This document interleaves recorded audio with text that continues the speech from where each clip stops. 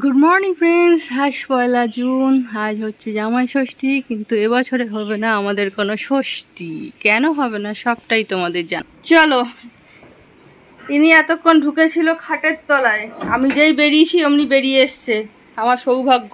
চলো খাবে, চলো।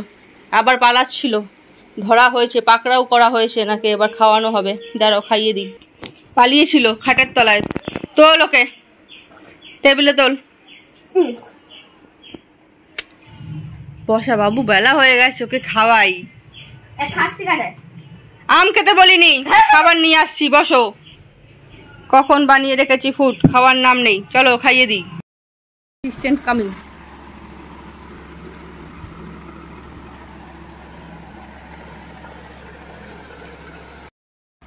ভুতুকে খাইয়ে দাইয়ে আমরা চলে এসেছি আমাদের ব্রেকফাস্ট করতে। পরোটা, মিষ্টি, তরকারি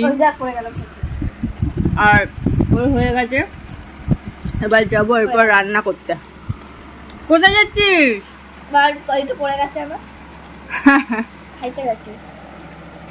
দিদিটা খাচ্ছে, দিদিটা খেয়ে নিয়েছে। কাজ সেরে চলে এসেছি এখন রান্নাঘরে। আজকের মেনুতে হবে মাটন, ফ্রাইড রাইস, আর এখানে মাটনের মাংস মশলা কষাতে অলরেডি দিয়ে দিয়েছি। এখানে আলু ভেজে রেখে দিয়েছি। এখানে ফ্রাইড রাইসের ভেজিটেবল কেটে রেখেছি। তো এবছর আমার বাড়িতে ষষ্ঠী হয়নি ঠিকই, বাট এদের বাড়িতেও ষষ্ঠী নেই, কিন্তু খাওয়া দাওয়াটা আমরা নিজেদের মতো করে একটু করার চেষ্টা করছি, এই আর কি।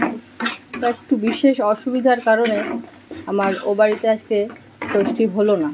কেন হলো না, কিসের জন্য হলো না, সেটাও তোমাদের সাথে আমি সবটাই শেয়ার করব ভিডিওর মাধ্যমে, তোমরা জানতে পারবে। বাট এখন করছি রান্না।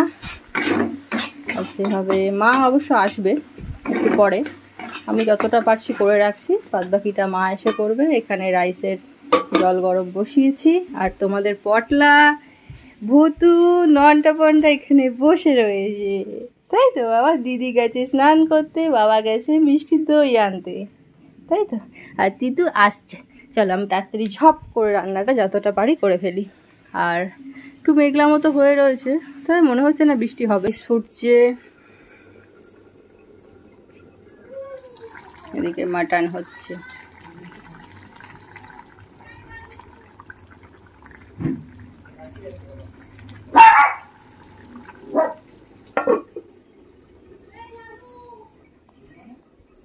এই লালু, লালু আয়, ডাকছে।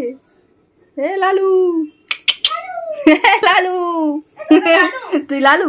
হ্যাঁ, এই তুই লালু, তুই লালু, তুই লালু কবে থেকে হলি?